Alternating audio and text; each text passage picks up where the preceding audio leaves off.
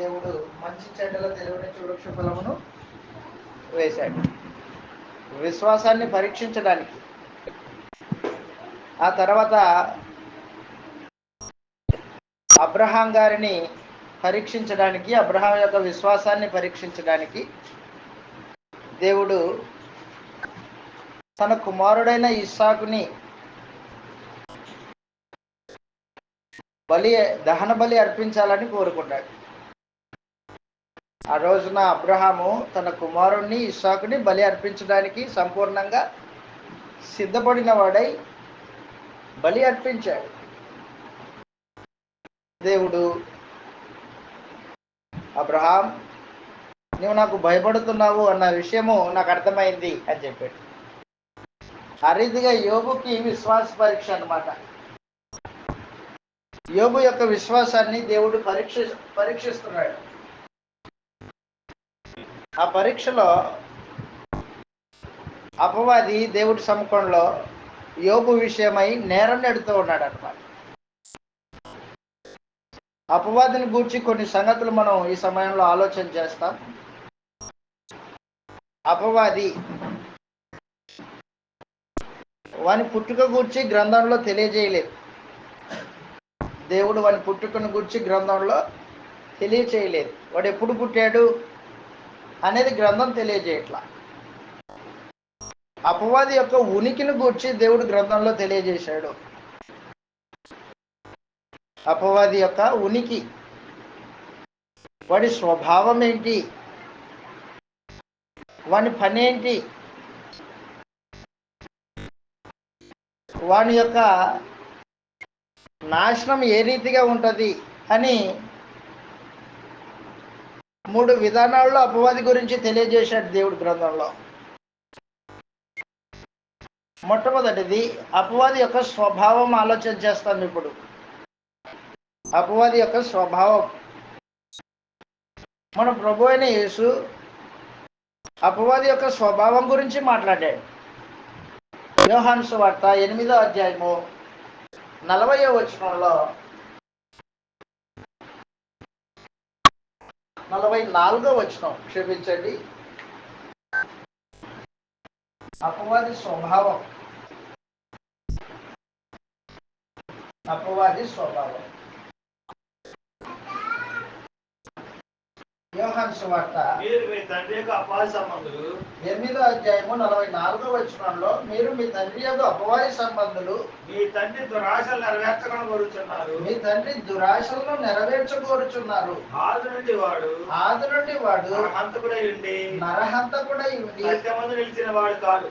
సత్యమందు నిలిచిన వాడు కాదు. వాని యందు సత్యమే లేదు.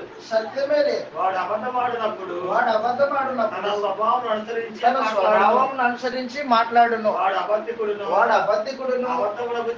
అబద్ధమునకు జనకుడై ఉన్నాడు. అపవాది యొక్క స్వభావము, వాడు దురాశ కలిగిన వాడు.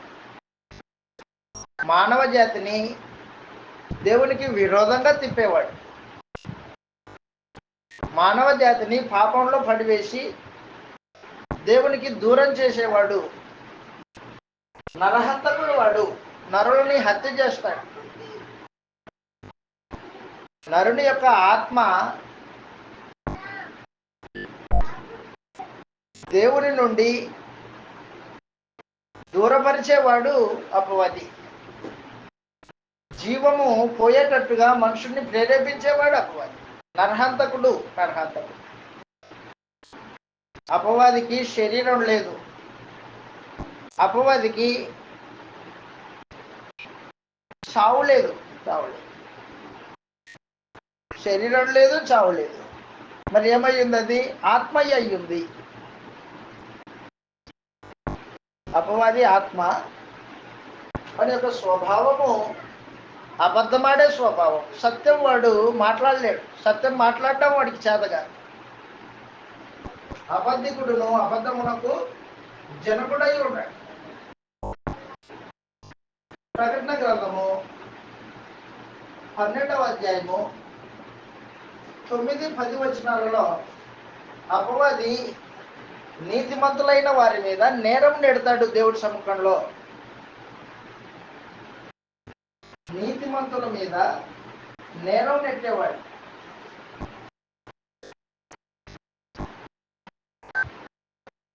నేరం నెట్టాడు.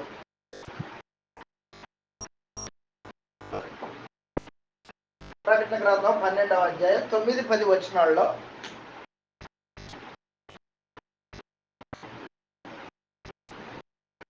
ఈ మాట రాయబడింది.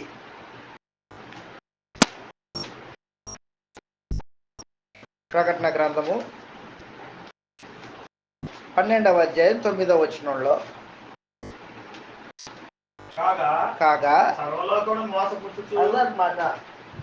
సర్వలోకమును మోసపుచ్చుచు అపవాదియనియు సాతానని పేరు గల ఆది సర్పమైన మహాఘట సర్పము పడద్రోయబడెను. భూమి మీద పడద్రోయబడెను.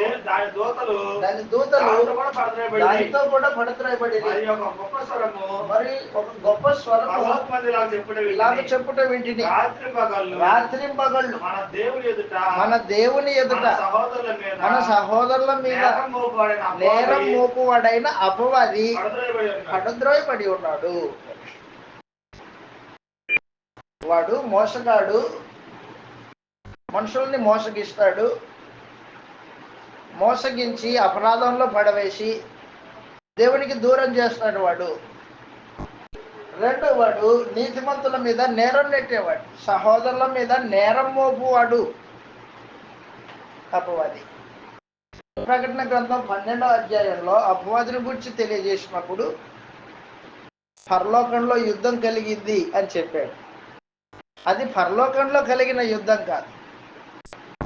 ఒక విషయం గుర్తుపెట్టుకోండి, లోకంలో అపవాదిని గూర్చి ఒక కథ లోకంలో విస్తరించింది. కథ అది వాస్తవంగా. భూమి లేనప్పుడు పరలోకంలో అందరూ దేవదూతలు ఉన్నారు, దేవుడు ఉన్నాడు. దేవదూతల్లో కొన్ని దేవదూతల్ని దేవుడు ప్రధానమైన అధికారాన్ని ఇచ్చాడు. దాంట్లో కేరూబులు కొంతమంది ఉన్నారు, శేరాపులు ఉన్నారు, సామాన్యమైన దూతలు ఉన్నారు. కేరూబుల్లో ఒకటి అపవాది. కేరూబుల్లో ఒకటి అపవాది. ఈ అపవాది దేవుడి మీద అతిశయించింది. నేను మహోన్నతునితో సమానముగా చేసుకొందును, దేవుని పర్వతం ఎక్కుతాను, దేవునితో సమానంగా ఉంటాను అని ఆలోచన చేసింది. ఆలోచన చేసుకొని కొంతమంది దేవదూతల్ని తన వైపుకు తన పక్షాన చేసుకొని దేవుని మీద యుద్ధం ప్రకటించింది. ఆ యుద్ధంలో దేవుని పక్షాన మికాయేలు, అపవాది పక్షాన అపవాది, కొంతమంది దేవదూతలు. యుద్ధం జరిగింది. అవి ఓడిపోయాయి. దేవుడు గెలిచాడు.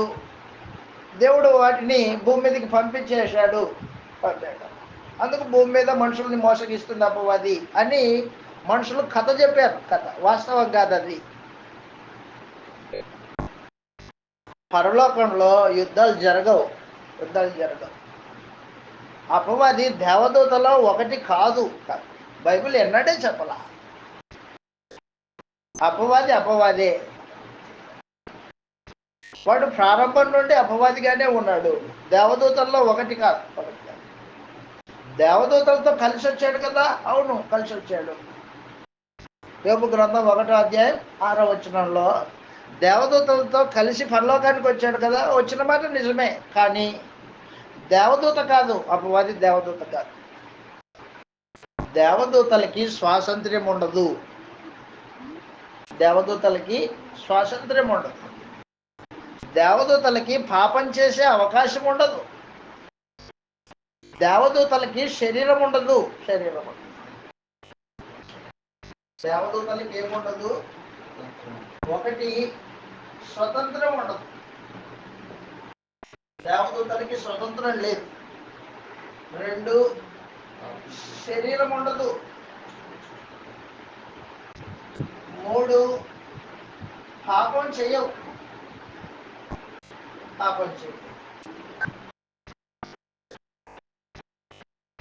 దేవుడు ఏం చెబుతాడో దాన్నే జరిగించాలా. దేవుడు చెప్పినది జరిగిస్తాడు.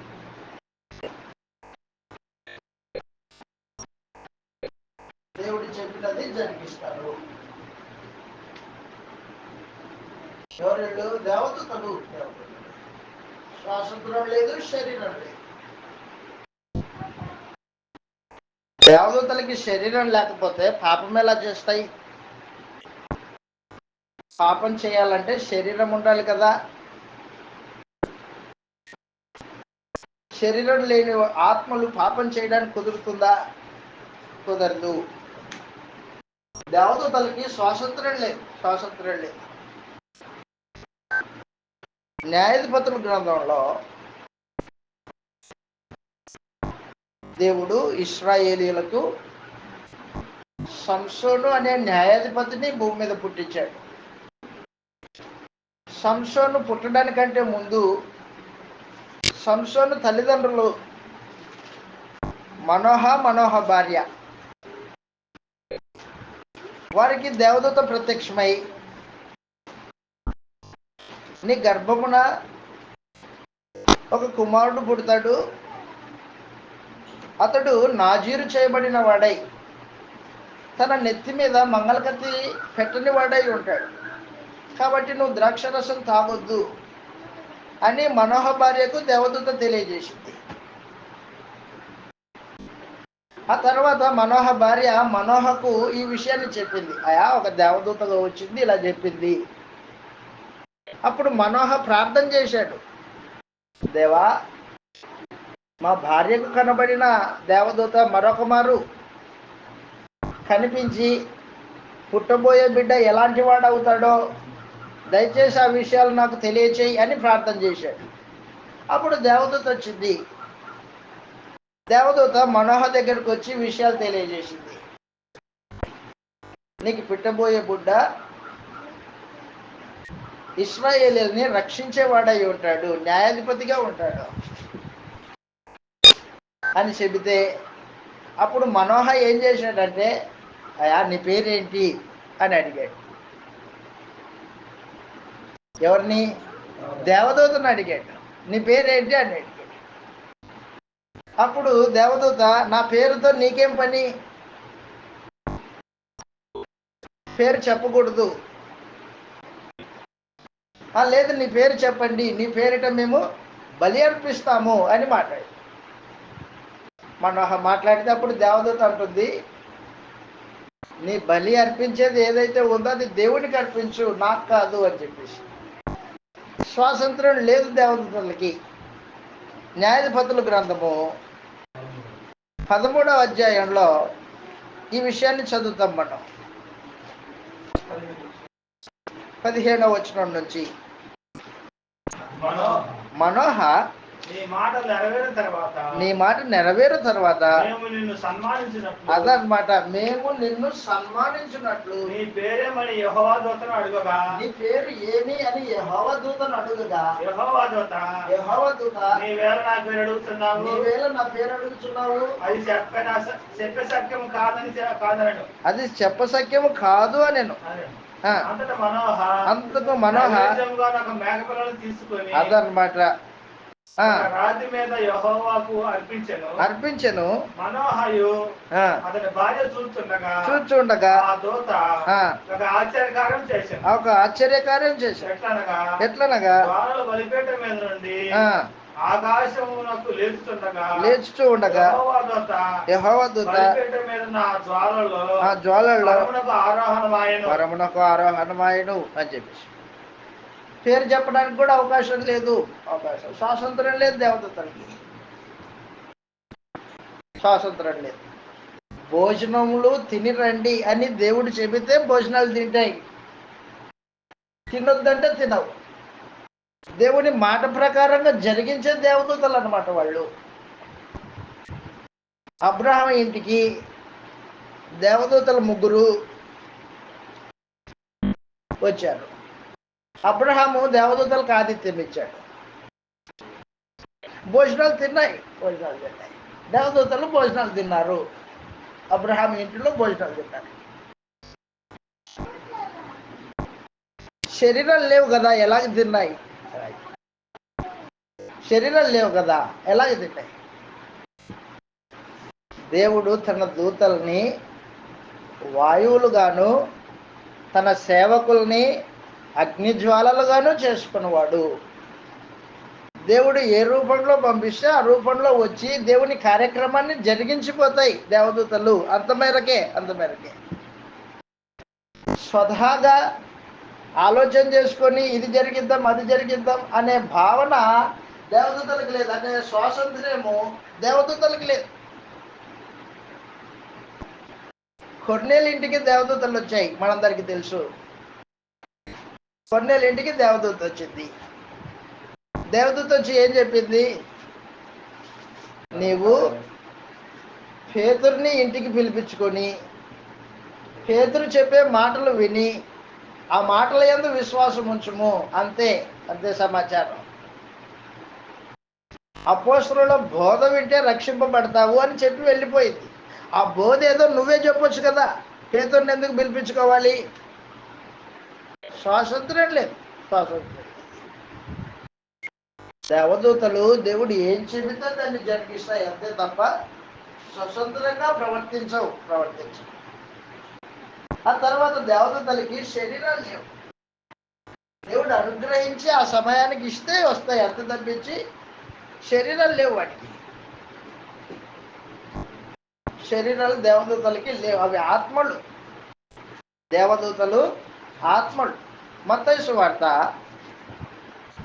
దేవదూతలకి శరీరాలు లేవు అని ప్రభు అయిన యేసు తెలియజేశాడు. మత్తయి సువార్త 21వ అధ్యాయం అనుకుంటాను, చూస్తున్నా నేను. సద్దుకయ్యులు యేసు ప్రభు దగ్గరికి ఒక సమస్య తీసుకొచ్చారు.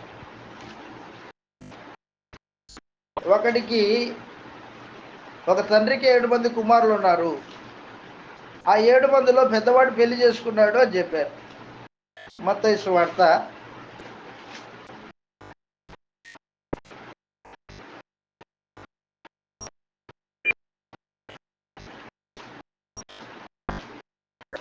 21వ లూకా సువార్త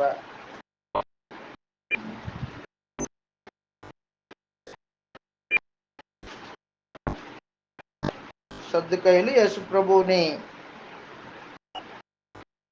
చేజిక్కించుకోవాలని శోధించుతూ ఆయన అడిగారు.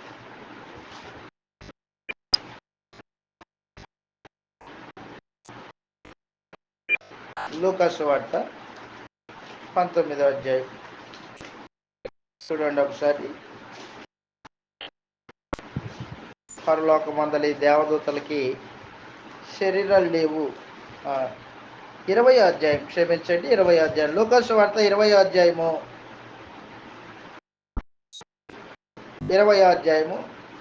34వ వచనం నుంచి చదువుతాం. లూకా సువార్త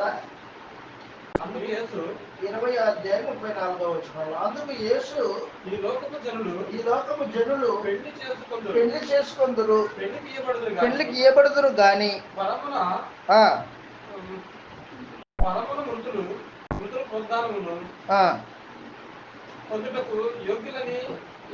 యోగ్యులని ఎంచబడిన వారు పెళ్లి చేసుకొనరు, పెళ్లికి ఇయ్యబడరు. పునరుత్థానంలో పాలివారై ఉండి దేవదూత సమానులను దేవుని కుమారులై ఉందరు కనుక వారికి సావరు అని చెప్పేసి.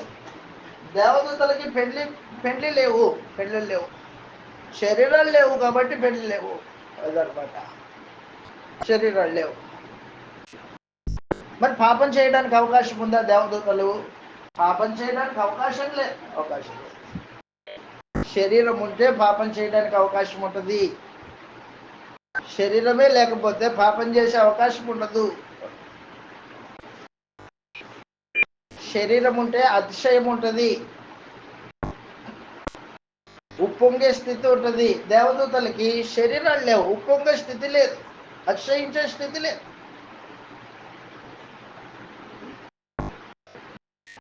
అపవాది దేవదూతల్లో ఒకటి కాదు. అపవాది మొదటి నుంచి, ఆది నుండి అని చెప్పాడు యేసు ప్రభు. యోహాను సువార్త 8వ అధ్యాయం 44వ వచనంలో ఆది నుండి అంటే ప్రారంభం నుండి, సృష్టి ప్రారంభం నుండి వాని ఉనికి ఉన్నట్టుగా మనకు తెలియజేయబడింది గ్రంథంలో. సృష్టికి పూర్వము అపవాది ఉన్నట్టుగా మనకు గ్రంథంలో లేదు. దేవదూతలు సృష్టికి పూర్వం ఉన్నవాళ్ళు. అపవాది సృష్టి పూర్వము ఉన్నది అని చెప్పడానికి గ్రంథంలో ఆధారం లేదు మన దగ్గర. దేవదూతల్లో ఒకటి అని చెప్పడము అబద్ధమై ఉంటుంది, గ్రంథ విరుద్ధమై ఉంటుంది. అది యోబు గ్రంథం 38వ అధ్యాయంలో సృష్టి నిర్మాణం జరిగేటప్పుడు దేవదూతలు ఉన్నారు, అపవాది ఉన్నట్టుగా మనకు గ్రంథంలో లేదు. యోబు గ్రంథం 38వ అధ్యాయంలో సృష్టి నిర్మాణం జరుగుతున్నప్పుడు దేవదూతలు ఉన్నారు. యోబు గ్రంథం 38వ అధ్యాయము 7వ వచనం నుంచి చదువుతాం. 38:7 ఉదయ నక్షత్రములు ఏకంగా కూడి పాడినప్పుడు దేవదూతలందరూ ఆనందించి జయధ్వనులు చేయనప్పుడు దాన్ని మూలరాత్రి వేసిన వాడెవడు? సముద్రము దాని గర్భము నుండి పొర్లి రాగా. అది చాలు. దేవదూతలందరూ జయధ్వనులు చేసినప్పుడు భూమికి పునాది రాజు చేసిన వాడు దేవుడు. 4వ వచనంలో నువ్వు ఎక్కడుంటివి అని చెప్పాడు. దేవదూతలు ఉన్నారు కానీ యోబు నువ్వు లేవు అసలు. అపవాది సృష్టి నిర్మాణం జరిగేటప్పుడు లేడు. ఏదైనా తోటలో మానవులు దేవుడి స్వరూపంలో దేవుడి పోలికలో సృజింపబడిన తర్వాత వారిని మోసగించడానికి అపవాది వచ్చాడు. అపవాది ఉనికి ఏదైనా తోట నుండి ఆది నుండి అంతే. సృష్టికి పూర్వం అపవాది లేదు ఉన్నట్టుగా గ్రంథం చెప్పలా. కానీ వీళ్ళేమంటారు, కథ చెప్పేటోళ్ళు, అసలు భూమి నిర్మాణం కాకమునిపే దేవుని దగ్గర దేవదూతలలో ఒక దేవదూత దేవుడి మీద అతిశయించింది. కొంతమంది దేవదూతల్ని తన పక్షాన చేసుకొని దేవుని మీద యుద్ధాన్ని ప్రకటించింది, యుద్ధం చేసింది, ఓడిపోయింది. దేవుడు దాన్ని కాలుతో కొట్టాడు, భూమి మీద వచ్చి పడ్డాడు అంటాడు. కథ బైబిల్ చెప్పలా. వాస్తవానికి ఏం జరిగిందంటే, జాన్ మిల్టన్ అనే ఇంగ్లీష్ రచయిత, జాన్ మిల్టన్ ఇంగ్లీష్ రచయిత అన్నమాట, ఇంగ్లీష్ కవి తన మనసులో ఒక కవిత్వం పుట్టింది. ఊహించుకున్నాడు. బైబిల్లో ఉన్న అపవాది ఆ క్యారెక్టర్ని ఊహించుకొని వాడు ఏం చేశాడంటే, ఈ జాన్ మిల్టన్ అనేవాడు ది లాస్ట్ ప్యారడైజ్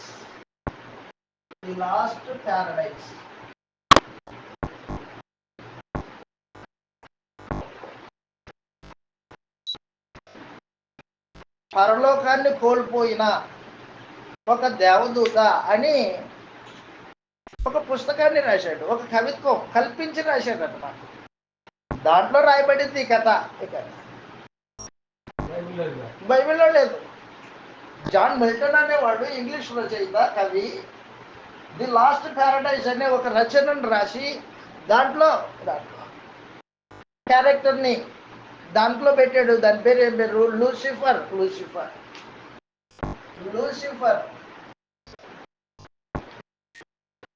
అపవాది పేరు లూసిఫర్ అంట. ఎవరు పెట్టారు పేరు? అది జాన్ మిల్టన్ అనే ఇంగ్లీష్ రచయిత పెట్టాడు. దేవుడు పెట్టిన పేరు కాదు అసలు. కాబట్టి ఈ రోజున నేటికి మనుషులు ఈ కథను పట్టుకొని పరలోకంలో యుద్ధం జరిగిందని మాట్లాడుతున్నారు, గ్రంథం తెలియని వాళ్ళు. కాబట్టి దయచేసి గుర్తుపెట్టుకో, జగత్తుకు పూర్వము పునాదులు వేయబడక మునుపు అపవాది ఉన్నట్లు గ్రంథంలో ఏ లేఖనం లేదు. సృష్టి నిర్మాణం జరిగిన తర్వాత ఏదైనా తోటలో మానవ జాతిని దేవుడు సృజించిన తర్వాత, ఏదైనా తోటలో వారిని పెట్టిన తర్వాత, వారి విశ్వాసాన్ని పరీక్షించడానికి మంచి చెడ్డలు తెలివినిచ్చే వృక్షఫలం వేసిన తర్వాత, అక్కడి నుంచి వాడి ఉనికి వాడు ఏం చేసేవాడు అంటే మనుషుల్ని మోసగించేవాడు.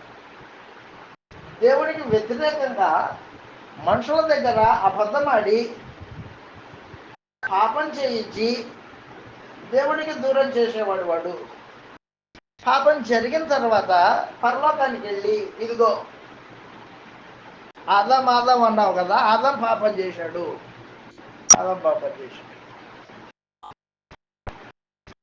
యోబు అన్నావు కదా, ఇదిగో యోబు.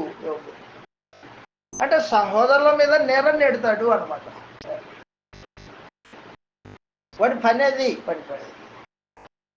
దుర్నీతి మంతుడు వాడు, దుర్నీతి పక్షాన్ని నిలబడేవాడు. అబద్ధికుడు, సత్యమే వాడు. సత్యం తెలియదు వాడికి, వాస్తవానికి దేవుని వాక్యానికి విరుద్ధంగా మాట్లాడేవాడు. కాబట్టి ప్రకటన గ్రంథం 12వ అధ్యాయంలో ఉన్నది జగత్తుకు పూర్వం జరిగిన యుద్ధం కాదు. అది యుద్ధం కాదు. యేసు ప్రభు యొక్క శిలువ మరణంలో అపవాదికి యేసు ప్రభుకి జరిగిన ఘోరమైన యుద్ధం. అది ఘోరమైన యుద్ధం. క్రీస్తు శిలువ మరణం కూర్చున్న సందేశమే తప్ప ప్రకటన గ్రంథం 12వ అధ్యాయంలో పరలోకంలో జరిగిన అపవాదితో దేవుడి యుద్ధం కాదది. దేవుడి యుద్ధం కాదు. మనుషులు మోసపోయారు. పేతురు గారు రాసిన 2వ పత్రిక,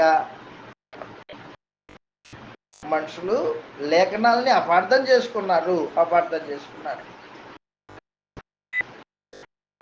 పేతురు గారు రాసిన 2వ పత్రిక, దేవదూతలు పాపం చేశారు కదా అంటారు. అసలు ఆ దేవదూతలు ఎవరు?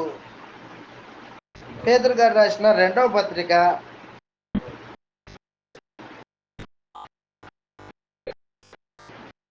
2వ అధ్యాయము 4వ వచనంలో,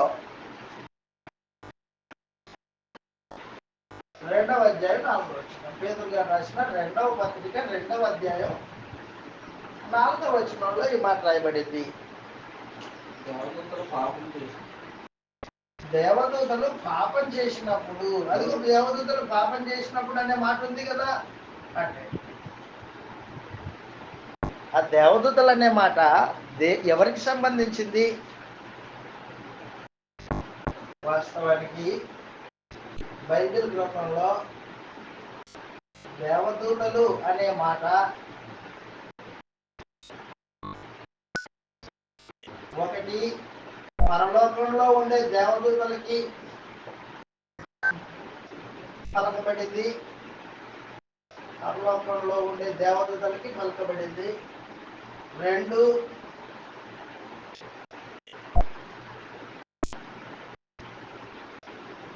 దేవుని యాజకులకు. 3, దేవుని ప్రవక్తలకు. 4, క్షమించండి, 3 ముగ్గురికి పలకబడింది దేవదూతలు అనే పదం. ఎవరెవరికి? పరలోకంలో ఉండే దేవదూతలకి, 2 దేవుని యాజకులకి, 3 దేవుని ప్రవక్తలకి. మనం ఇందాక చూసాం, పరలోకంలో ఉండే దేవదూతలకి శరీరాలు లేవు, స్వతంత్రత లేదు, పాపం చేయడానికి అవకాశమే లేదు. మరి పాపం చేశారన్నాడు కదా 4వ వచనంలో. దేవదూతలు పాపం చేసినప్పుడు దేవుడు వారిని విడిచిపెట్టక పాతాళ లోకమందలి కటిక చీకటి గల బిలంలోనికి త్రోసి తీర్పుకు కావలిలో ఉంచబడుటకు వారిని అప్పగించెను అన్నాడు. మరి పాపం చేసే అవకాశం ఉన్న దేవదూతలు ఎవరు? యాజకులు, ప్రవక్తలు. మలాకి గ్రంథం 2వ అధ్యాయం. క్రీస్తు శిలువ మరణానికి ముందు అపవాది దేవుని సన్నిధికి పరలోకానికి వెళ్ళే అవకాశం ఉండింది.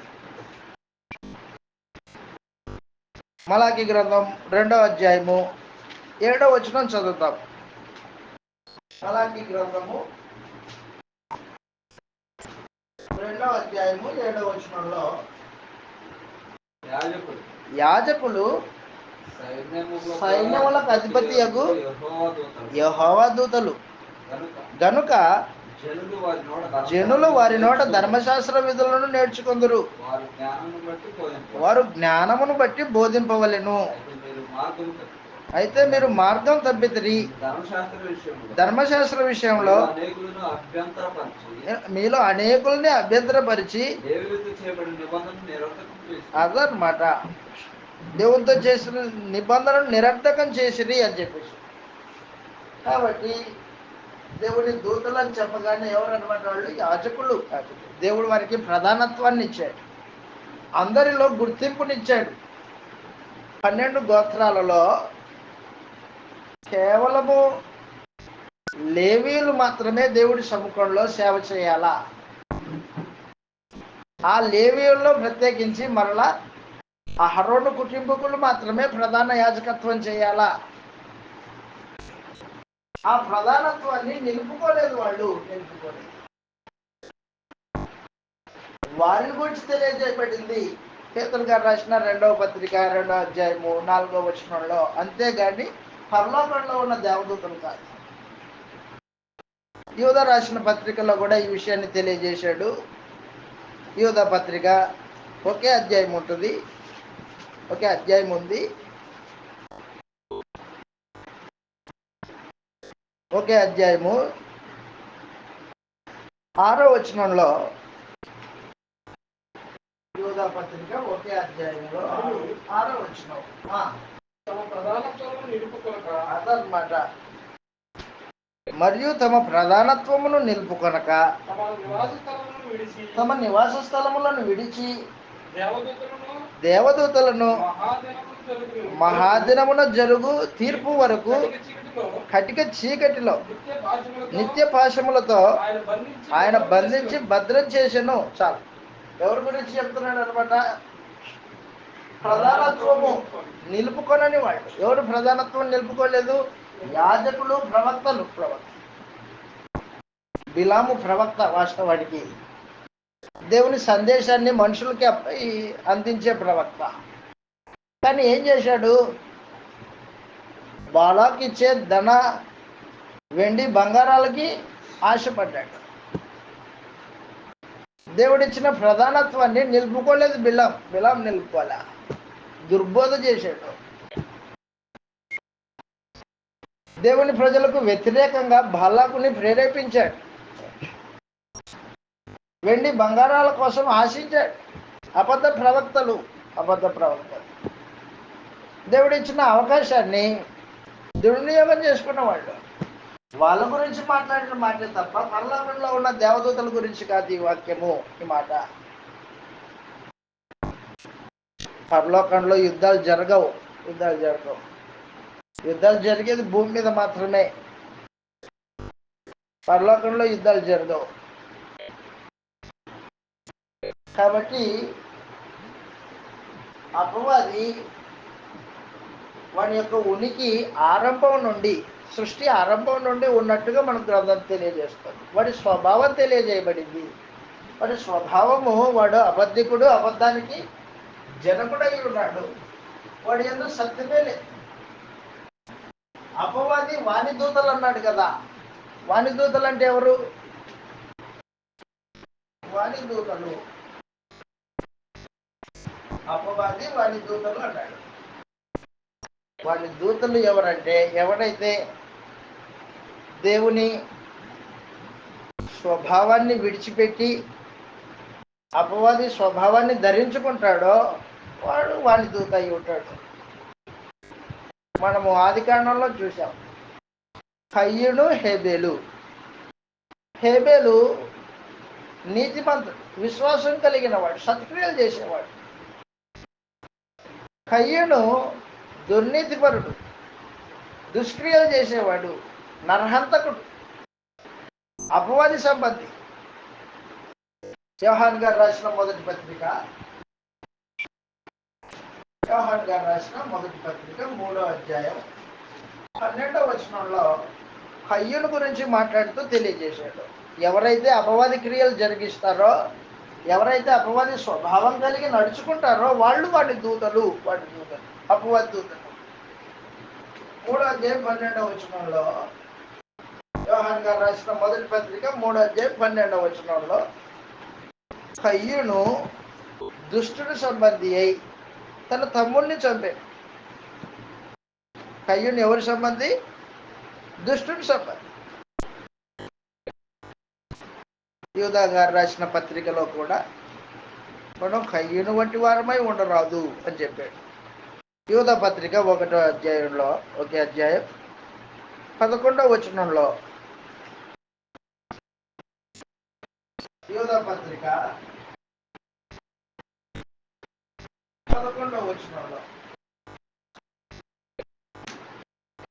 అయ్యో వారికి శ్రమ, వారు కయ్యూను నడిచిన మార్గమును నడిచిరి, బహుమానం పొందవలనని బిలాము నడిచిన తప్పుత్రోవల్లో ఆతురతగా పరిగెత్తి కొరాహు చేసినట్టు తిరస్కారం చేసి నశించిరి అని చెప్పేసి.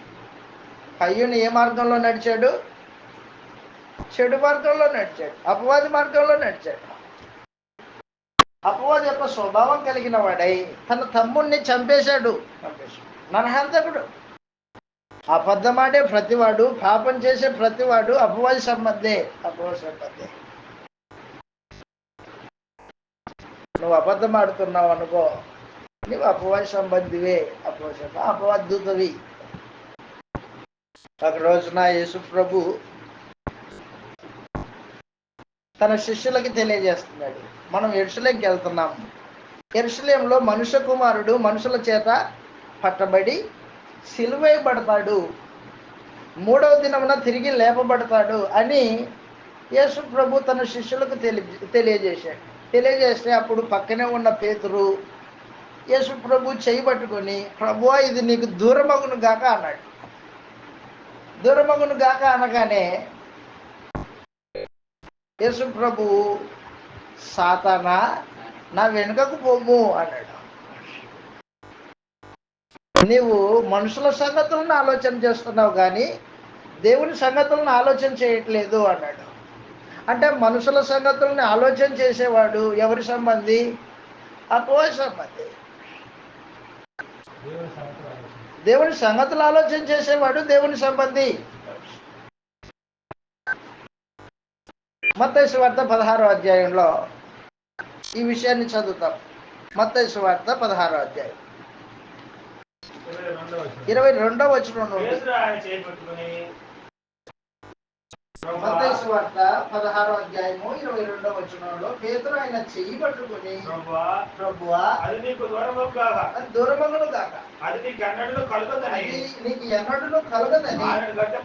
ఆయనను గద్దింపసాగాను. అయితే ఆయన పేతురు వైపు తిరిగి, సాతానా నా వెనుకకు పొమ్ము, నీవు నాకు అభ్యంతరకారణమై ఉన్నావు, తలచుచున్నావు గాని దేవుని సంగతుల్ని తలంచలేదు అని చెప్పాను. పేతుర్ని యేసు ప్రభు ఏమంటున్నాడు? సాతానా నా వెనకకు పో అన్నాడు. పేతురు సాతానా? పేతురు సాతాను కాదు, కానీ సాతాను యొక్క ఆలోచన పేతురు చేశాడు. ఇస్కరియోతు యూదా సాతాను కాదు. ఇస్కరియోతు యూదా సాతానికి తన హృదయాన్ని ఇచ్చాడు. ఎప్పుడైతే నీ హృదయాన్ని సాతానికి అప్పగిస్తావో అప్పుడు నీవు సాతాను దూతవై ఉంటావు. సాతాను దూత. మనుషుల సంగతులు ఆలోచన చేస్తావు, భౌతికంగా ఆలోచన చేస్తావు, ప్రకృతి సంబంధంగా ఆలోచన చేస్తావు. ప్రకృతి సంబంధంగా ఆలోచన చేసే ప్రతివాడు అపవాదికి దూతగా పనిచేస్తున్నాడు. అపవాది దూతని, అపవాదికి వాడి దూతలకి, ఎవరు వాడి దూతలు? ఇదిగో వాడి స్వభావాన్ని ధరించుకున్న వాళ్ళు వాడి దూతలు. అబద్ధమాడేవాడు వాడి బిడ్డ అయి ఉంటాడు, అపవాది బిడ్డ అయి ఉంటాడు. అందుకే యేసుక్రీస్తు పరిసయ్యుల గురించి మాట్లాడుతూ మీ తండ్రి అపవాది, మీ తండ్రి యొక్క దురాశలు నెరవేర్చగోరుచున్నారు అని చెప్పాడు. యోహాను సువార్త 8:44 వాడు ఆది నుండి నరహంతకుడు. కాబట్టి అపవాది దాని యొక్క స్వభావం అది జగత్తు పునాది వేయబడక మునిపే పరలోకంలో ఉన్నట్టుగా మనకు గ్రంథం తెలియజేయట్లేదు. ఆది నుండి ఉన్నట్టుగా వాని ఉనికి గురించి గ్రంథం తెలియజేసింది. వాడి స్వభావము అబద్ధమాడేవాడు, మోసగించేవాడు, మనుషుల్ని దేవునికి దూరం చేసేవాడు, అంతరంగంలో చెడుతనం ఆలోచన చేసే ప్రతి వాడిని తన దూతగా వాడు మార్చుకుంటాడు. ఇస్కరియోతు యూదా తన హృదయాన్ని అపవాదికి ఇచ్చాడు. లూకా సువార్త 22వ అధ్యాయంలో లూకా సువార్త 22వ అధ్యాయం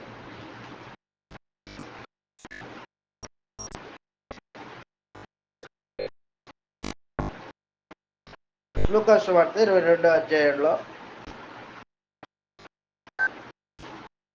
ఇస్కరియోతు యూదా తన హృదయాన్ని అపవాదికి ఇచ్చాడు. 3వ వచనం చదువుతాం. 12 మంది శిష్యుల సంఖ్యలో చేరిన యూదాలో సాతాను ప్రవేశించను. అదిగో వాని హృదయంలో సాతాను ప్రవేశించింది కనుక అతడు వెళ్ళి ఆయనను వారికి ఎలాగ అప్పగింపవచ్చునో దాని గురించి ప్రధాన యాజకులతోనూ అధిపతులతోనూ మాట్లాడాను.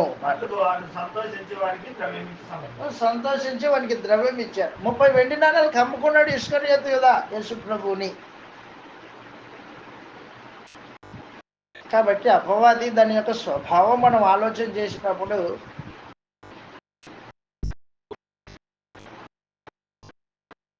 యోబు దగ్గర కూడా యోబు మీద నేరం నెట్టడానికి పరలోకానికి వెళ్ళాడు. ఇక్కడ ఒక విషయం బాగా గుర్తుపెట్టుకోవాలి. యేసు ప్రభువు శిలువ మరణానికి ముందటి దినాలలో అపవాదికి పరలోకానికి వెళ్ళే అవకాశం ఉంది. యేసు ప్రభు శిలువ మరణానికి ముందటి దినాలు, శిలువ మరణం తర్వాత దినాలలో అపవాదికి అవకాశం లేదు పరలోకం వెళ్ళడానికి. శిలువ మరణానికి ముందటి దినాలలో పరలోకం వెళ్ళడానికి అవకాశం ఉంది. ఎందుకుందంటే మనుషుల పాపములకు ప్రాయశ్చిత్తం కలగలేదు కాబట్టి ఉంది. మనుషుల పాపములకు ప్రాయశ్చిత్తము కలగలేదు కాబట్టి అపవాది పరలోకానికి వెళ్ళి వచ్చేవాడు. అపవాదికి అధికారం ఉంది. పాపానికి ప్రాయశ్చిత్తం ఎప్పుడైతే జరిగిందో కల్వరి శిలువలో యేసు ప్రభు యొక్క రక్తము ద్వారా అప్పటి నుండి అపవాదికి పరలోకానికి వెళ్ళే అవకాశం లేదు.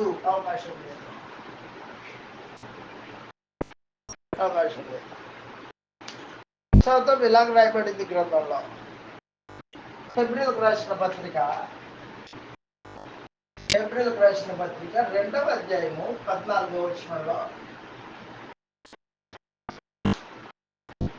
2వ అధ్యాయం 14వ వచనంలో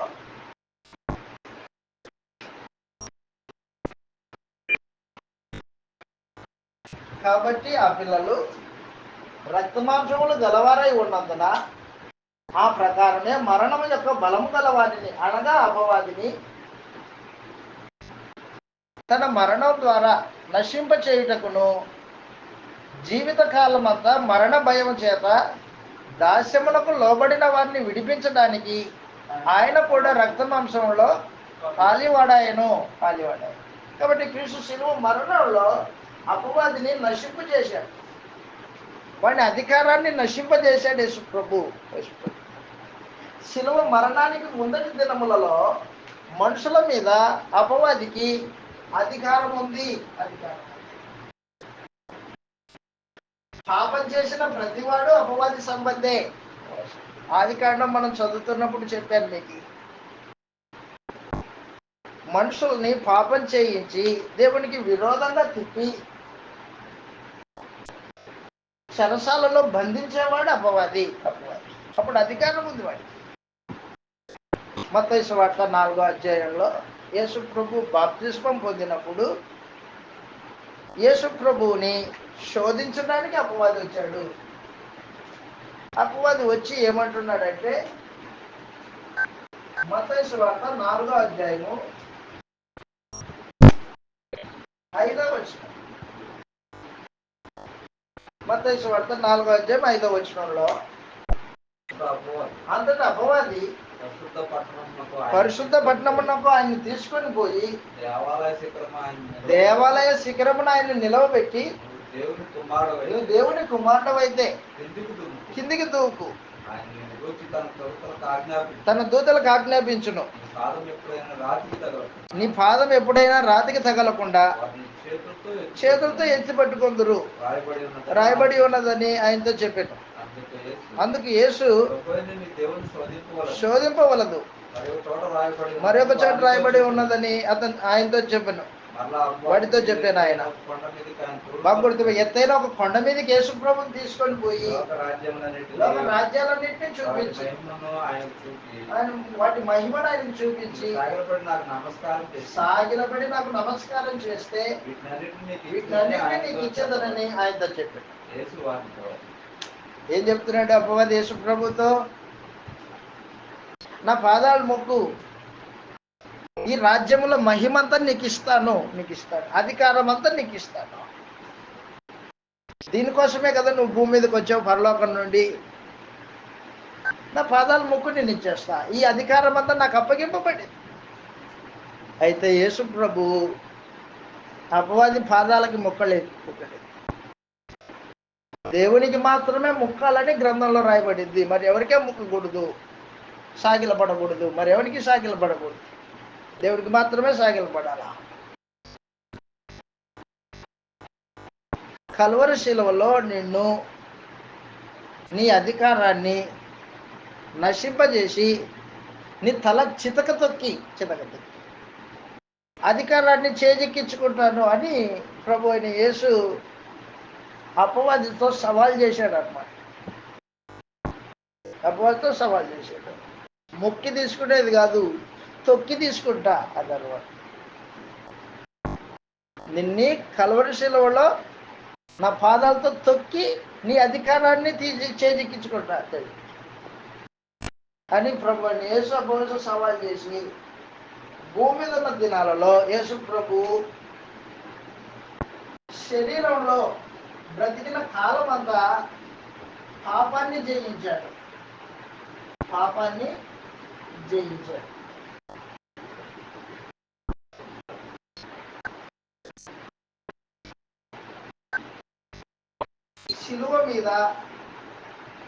శిలువ మీద మరణంలో అపవాదిని జయించాడు.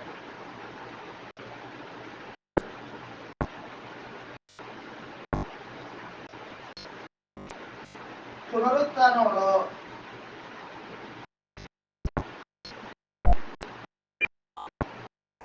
మరణాన్ని జయించాడు.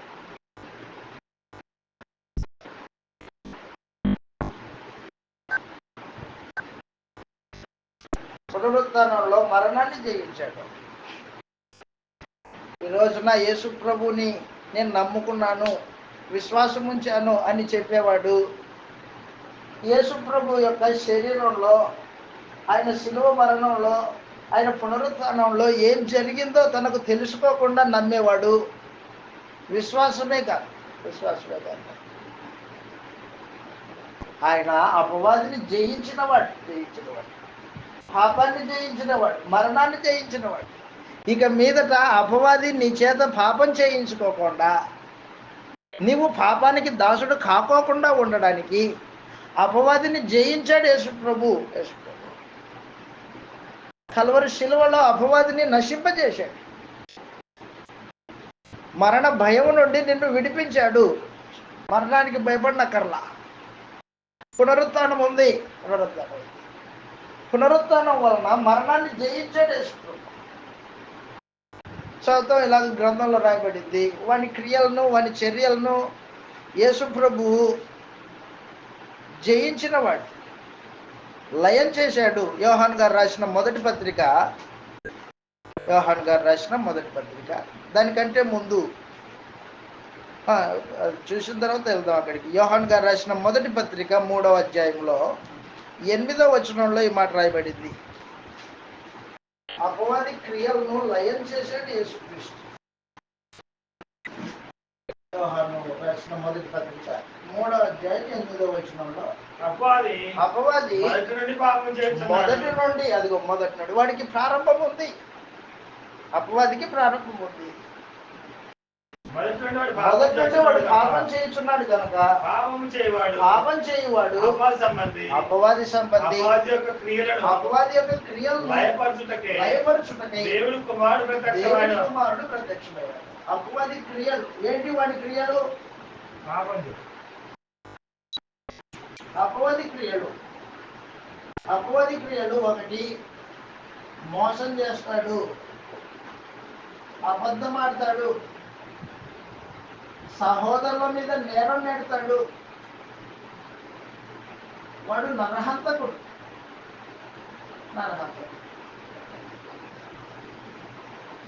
వాడి క్రియల్ని లయం చేసేది యేసు ప్రభు. ఎప్పుడు? క్రీస్తు ప్రభు యొక్క శిలువ మరణంలో. యేసు శిలువ మరణము అపవాది బంధకాల నుండి నిన్ను విడిపించింది. పాపము నుండి విడిపించింది, మరణ భయము నుండి విడిపించింది. ఈ విషయం తెలిసి నువ్వు బాప్తిస్మం పొందాలా. వాస్తవానికి ఇవి తెలియకోకుండా పొందిన బాప్తిస్మం చల్లదు. వాస్తవానికి చల్లదు.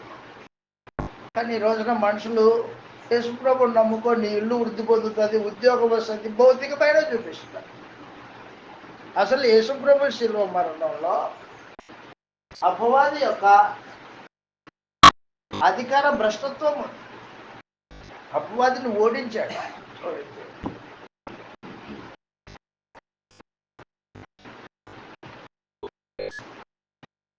యోహాన్ గారు రాసిన సువార్తలో 11వ అధ్యాయం, యోహాన్ గారు రాసిన సువార్త 11వ అధ్యాయం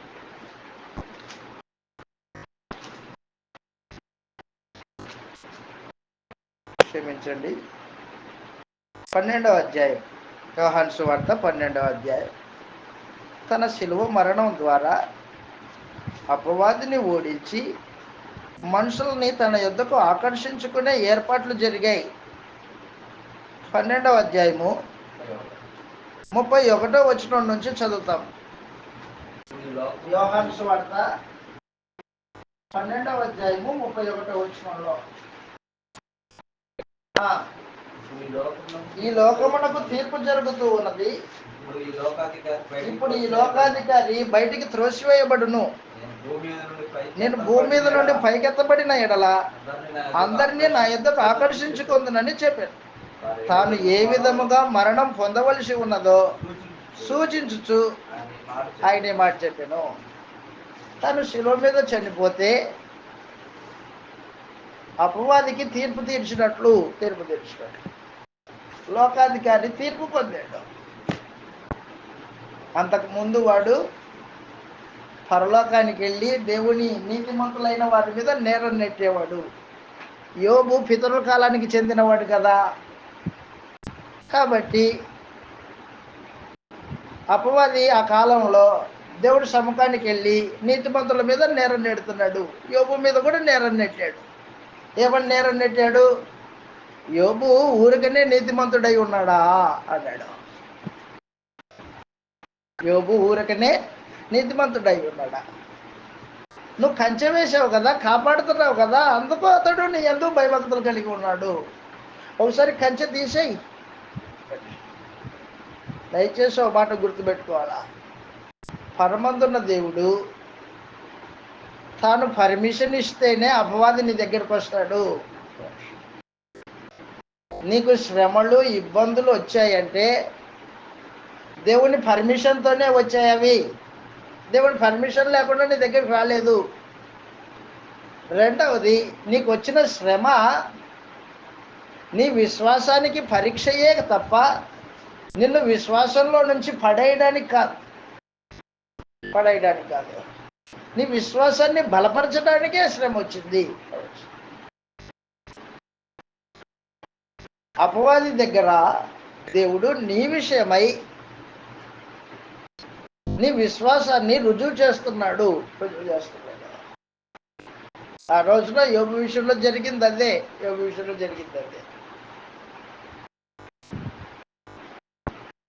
యోబు యొక్క విశ్వాసం ఎంత ఉన్నతమైందో అపవాదికి రుజువుపరుస్తున్నాడు దేవుడు. దాంట్లో భాగంగానే యోబుకి శ్రమలు వచ్చాయి. అంతే తప్పించి యోబు ఏదో పాపం చేశాడని కాదు. యోబు పాపం చేశాడు, అందుకు శ్రమలు వచ్చాయి. అది మనుషుల యొక్క జ్ఞానం అది. కాబట్టి యోబు యొక్క చర్చనీయాంశం, యోబు గ్రంథం యొక్క చర్చనీయాంశం ఏం చర్చించబడింది ఆ గ్రంథం అంతటిలో?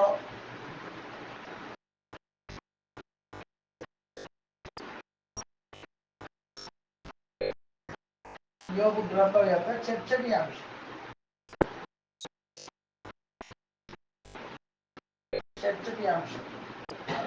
నీతిమంతులకు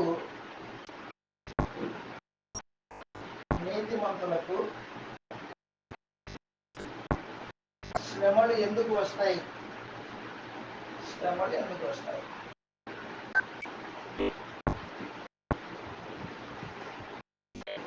ప్రశ్న.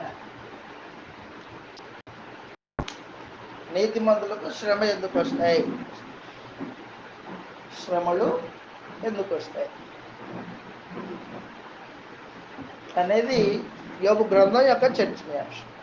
యోబు గారికి 3 స్నేహితులు ఉన్నారు. ఈ 3 స్నేహితులు మంచోళ్లే. యోబును ప్రేమించిన వాడు. వాస్తవానికి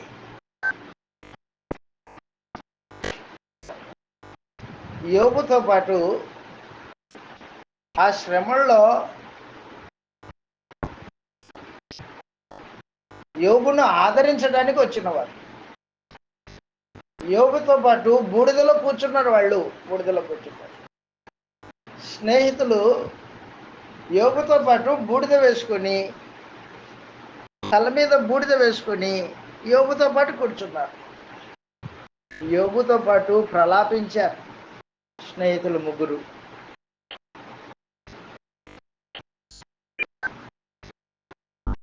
అయితే ఈ 3 స్నేహితులు యోబుని మాట్లాడుతున్నారు.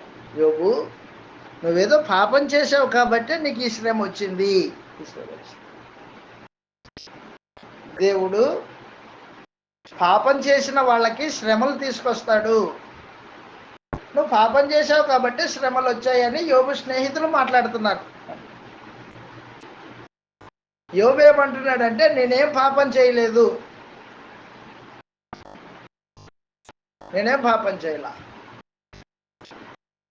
పాపం చేసినట్టు మీ దగ్గర రుజువులు ఉన్నాయా? లేవు. దేవుడే నాకు అన్యాయం చేస్తున్నాడు.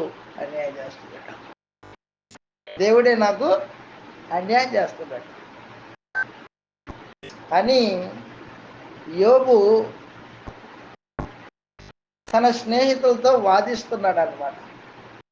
ఈ శ్రమలు నేను పాపం చేసినందుకు వచ్చినవి కాదు. దేవుడు నా మీద పగబెట్టుకున్నాడు. నేను చిన్నప్పుడు చేసిన పాపాలు నా మీదకి తీసుకొచ్చాడు, అందుకు ఈ శ్రమలు వచ్చాయని యోబు అనుకుంటున్నాడు. యోబు స్నేహితులు, నువ్వు పాపం చేశావు కాబట్టి ఈ శ్రమలు వచ్చాయని యోబు స్నేహితులు మాట్లాడుతున్నారు. వాస్తవానికి ఇద్దరు యోబు స్నేహితులు యోబు పరలోకంలో జరుగుతున్న ఆ సందర్భము తెలియక మాట్లాడుతున్నారు. యోబు శ్రమలకు కారణాలు నిజంగా యోబుకు కానీ యోబు స్నేహితులకు కానీ తెలియదు. సంగతులు తెలియకోకుండా మాట్లాడేవాడు వాస్తవాలు మాట్లాడతాడా? వాస్తవాలు మాట్లాడలేడు. సంగతులు తెలిసి మాట్లాడితే వాస్తవాలు మాట్లాడతాడు, నిజం పలుకుతాడు. యోబు కానీ యోబు స్నేహితులు కానీ యోబుకు శ్రమలు ఎందుకు వచ్చాయో నిజంగా వాళ్ళకి తెలియదు. తెలియక మాట్లాడుతున్న వాదం అన్నమాట ఇదంతా. యోబు గ్రంథంలో మనుష్య జ్ఞానం దాఖలు చేయబడింది. మనుషుల జ్ఞానం అదంతా 3వ అధ్యాయం మొదలుకొని 37వ అధ్యాయం వరకు యోబు స్నేహితులు మాట్లాడిన మాటల్లో దైవ సందేశము లేదు, మనుష్య జ్ఞానమే ఉంది. యోబు గ్రంథము 3వ అధ్యాయము నుండి 37వ అధ్యాయం వరకు మనుషుల జ్ఞానం దాఖలు చేయబడింది. యోబు మాట్లాడిన మాటల్లో కూడా వాస్తవాలు లేవు.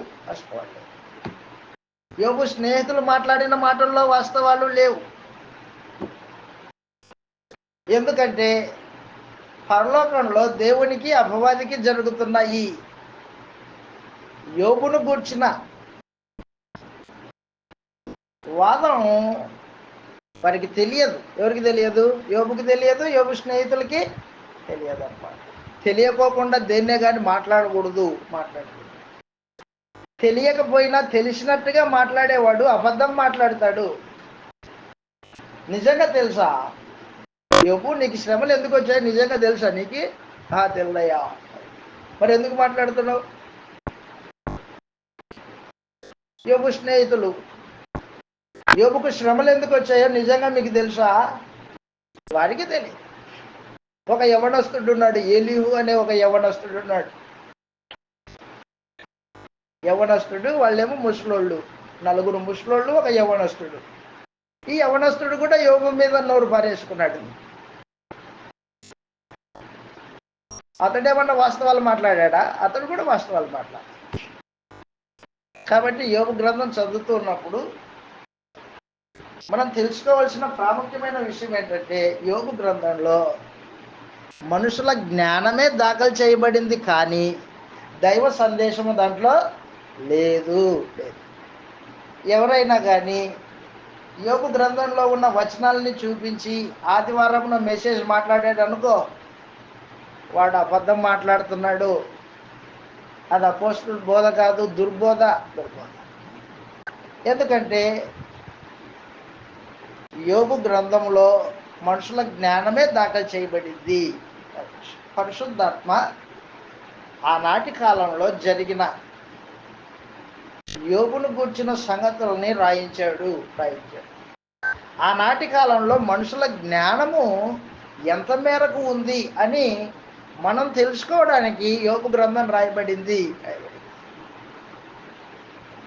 యోబు గ్రంథం ద్వారా మనము ఆనాటి కాలంలో ఉన్న మనుషుల జ్ఞానం తెలుసుకోవచ్చు. అలాగనే దేవుడు మనుషుల్ని పరీక్షిస్తున్నాడు అని తెలుసుకోవచ్చు. మానవ వ్యక్తిత్వము ఎంత బలమైందో తెలుసుకోవచ్చు. మరలా భోజనం తర్వాత వచ్చినప్పుడు మానవ వ్యక్తిత్వం ఎంత బలమైనదో మనము కూర్చొని నేర్చుకుంటాం యోబు గ్రంథంలో. తర్వాత ముందుకు వెళ్ళిపోతాం. ఈరోజు యోబు గ్రంథం అయిపోతుంది. రేపటి దినం మరలా నిర్గమకాండం మనం నేర్చుకుంటాం. నిర్గమకాండం కాబట్టి దయచేసి గుర్తించండి, యోబు గ్రంథము, యోబు పితరుల కాలానికి చెందినవాడు. యోబు పితరుల కాలానికి చెందినవాడు అని చెప్పడానికి 3 కారణాలు ఉన్నాయి. ఒకటి, అతని ఆయుష్ని బట్టి యోబు పితరుల కాలానికి చెందినవాడు అనేది మనకు అర్థమవుతుంది. తాను శ్రమ పొందిన తర్వాత 140 సంవత్సరాలు బతికాడు. శ్రమ పొందక మునుపు ఎన్ని సంవత్సరాలు బతికాడో మనకు తెలియదు.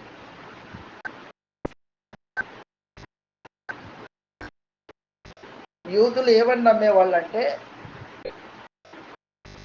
200 సంవత్సరాల పాటు, సుమారు యోబు 200 సంవత్సరాల పాటు బతికాడు అని మాట్లాడతారు. 4 తరాలని చూశాడు యోబు. తన కుమారుల కుమారుల్ని చూసినవాడు యోబు. ఆయుష్ను బట్టి యోబు పితరుల కాలానికి చెందినవాడు అని నేర్చుకున్నాం. 2, ఇంటి యజమాని ఇంటివారి కోసము యాజకత్వం చేశాడు, దాన్ని బట్టి పితరుల కాలానికి చెందినవాడు అని నేర్చుకున్నాం. 3, పశు సంపద, దాసదాసీలు కలిగిన వారు దాన్ని ఆస్తిగా భావించేవారు, అది పితరుల కాలానికి సంబంధించింది అని 3 విషయాల ద్వారా యోబు గ్రంథం పితరుల కాలానికి సంబంధించిందని నేర్చుకున్నాం. 2వది, యోబు యొక్క జీవిత విధానం, అతని యొక్క ఆత్మీయ జీవితం గురించి మనం నేర్చుకున్నాం. దేవుణ్ణి చూడకపోయినా దేవుడు ఉన్నాడని విశ్వాసం ఉంచిన వాడు యోబు. అదృశ్యుడైన దేవుని యందు స్థిర విశ్వాసం కలిగిన వాడు, నమ్మకస్తుడు, చెడుతనాన్ని విసర్జించిన వాడు, యథార్థవంతుడు, న్యాయవంతుడు, దయా కనికరము జాలి కలిగిన వాడు, ఆపదలో ఉన్న వారిని కనికరించేవాడు యోబు. అనాథలను ఇంట చేర్చుకొని తండ్రిగా వారిని ఆదరించేవాడు యోబు. ఉన్నతమైంది, కుటుంబానికి నాయకుడై కుటుంబాన్ని నడిపించిన వాడు యోబు. కుటుంబాన్ని నడిపించినవాడు. ఆ తర్వాత మనం నేర్చుకున్నది అపవాది గురించి. అపవాది వాని పుట్టుక ప్రారంభము పరలోకంలో జరిగింది కాదు, అది జరిగింది కాదు, భూమి మీద జరిగిందే. ఆది నుండి ఉన్నాడు, వాని ఉనికి ఆది నుండే తప్ప అనాదిలో లేడు. జగత్తు పూర్వము వాడు లేడు. పరలోకంలో యుద్ధం జరగలేదు, మనుషులు అపార్థం చేసుకున్నారు, కథలు నమ్మారన్నమాట మనుషులు. ఎవరు రాశాడు కథ? జాన్ మిల్టన్ అనే ఇంగ్లీష్ రచయిత రాశాడు కథ. లూసిఫర్ అనే ఒక క్యారెక్టర్ని ఆ కథలో ఊహించి, ఆ కథకి బైబిల్ని కొంచెం జోడించి, అదొక దేవదూత అన్నట్టు, పరలోకంలో యుద్ధం జరిగింది అన్నట్టు కథ రాశాడు. ఈ రోజున లోకంలో క్రైస్తవులు అని పిలువబడుతున్న వాళ్ళు ఆ కథ మాట్లాడుకుంటున్నారు. అపవాది నిన్ను మోసం చేయడానికి వచ్చాడు భూమి మీదకి, పరలోకంలో యుద్ధం జరిగింది అంటాడు. ప్రకటన గ్రంథంలో ఉన్న ఆ మాటలను అపార్థం చేసుకొని మనుషులు మోసపోయారు. పరలోకంలో యుద్ధాలు జరగవు. అసలు దేవదూతలకి శరీరాలే లేవు, స్వాతంత్ర్యం లేదు, పాపం చేయడానికి అవకాశం లేదు దేవదూతలకి. మన అపవాది ఎక్కడి నుంచి వచ్చాడు? ఆది నుంచి ఉన్నవాడు. ఆది నుండి వాడు నరహంతకుడు అయి ఉన్నాడు. వాడి స్వభావం అబద్ధం ఆడేవాడు. వాడు ఎందుకు సత్యమే లేదు. వాడు అబద్ధం ఆడినట్టు తన స్వభావాన్ని బట్టి అబద్ధికునికి జనకుడై ఉన్నాడు. వాడు మోసగిస్తాడు, మనుషుల్ని దేవునికి దూరం చేస్తాడు. వాడు అపవాది దూతలు. ఎవరు అపవాది దూతలు అంటే ఎవరైతే అబద్ధం ఆడతాడో వాడు అపవాది దూత అయి ఉంటాడు. ఎవడైతే దుష్కార్యాలు చేస్తుంటాడో వాడు అపవాది సంబంధి అయి ఉంటాడు. సహోదరుల మీద నేరం మోపే ప్రతివాడు అపవాది సంబంధి అయి ఉంటాడు. సహోదరుని ద్వేషించేవాడు అపవాది సంబంధి, వాడి దూతలాడు. వాడి గమ్యము నిత్యాగ్ని దండనే, రెండవ మరణం. వాడికి వాడి దూతలకి ఏర్పాటు చేసేది దేవుడు. యోబు గ్రంథం పితరుల కాలానికి సంబంధించింది కాబట్టి, క్రీస్తు శిలువ మరణానికి మొదటి కాలం కాబట్టి, ఆ రోజున ఆ కాలంలో అపవాది పరలోకానికి వెళ్ళి వచ్చేవాడు. వాడికి అవకాశం ఉంది. యేసు శిలువ మరణం తర్వాత అపవాది పరలోకానికి వెళ్ళే అవకాశం లేదు. యేసు ప్రభు అపవాదిని జయించాడు, వాని బానిసలుగా ఉన్న మనుషుల్ని విడిపించాడు. లోకాన్ని జయించిన వాడు యేసు ప్రభు అని మనం ఇంతసేపు చూసాం. అయితే యోబు గురించి మనం ఆలోచన చేసినప్పుడు పరలోకంలో అపవాదికి దేవునికి మధ్య జరుగుతున్న ఈ వాదం వాస్తవం. అది యోబుకి తెలియదు, యోబు స్నేహితులకి తెలియదు. తెలియక మాట్లాడుతున్న వాదన అన్నమాట ఇది. మనుష్య జ్ఞానం దాఖలు చేయబడింది. దాంట్లో ఉన్న సందేశము 98% మనుష్య జ్ఞానమే దాఖలు చేయబడింది. కొంతమేరకే దైవ సందేశం ఉంది, అది కూడా చివరి అధ్యాయంలో మాత్రమే. మరలా వచ్చినప్పుడు ఆ యోబు గ్రంథంలో నీతిమంతుడైన యోబుకి శ్రమలు ఎందుకు వచ్చాయి అని నీతిమంతులకి శ్రమలు ఎందుకు వస్తాయి అనేది మరలా వచ్చినప్పుడు మనం ఆలోచన చేయబోతాం. ఇంతటితో ఈ సెక్షన్ని ముగించుకుందాం. మనం ప్రార్థన చేసుకుందాం. ప్రార్థన. కరుణా సంపన్నుడు వగు మా ప్రియ తండ్రి, పరిశుద్ధుడు అయిన మా దేవ, శాశ్వతుడు సింహాసనాసీనుడు మా నాయన,